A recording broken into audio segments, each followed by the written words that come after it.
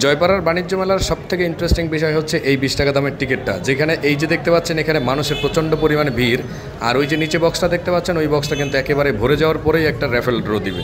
আর সেটার জন্য আমরা যে 20 টাকা দিয়ে টিকিট কিনে নিয়ে আসি, সেটাতে আসলে ফোন নাম্বার এবং নিজের নামটা লিখে ওখানে জমা দিতে হয়। আর টিকিটে একটা নাম্বারও আছে, যদিও আমার মনে হয় যে ওই বাকি অংশটা পকেটে রাখা উচিত, বাট আমি যেটা ভুল করেছি সেটা হচ্ছে এই পর্যন্ত যতগুলো টিকিট কিনেছি একটা টিকিটের বাকি অংশ আমার কাছে নাই।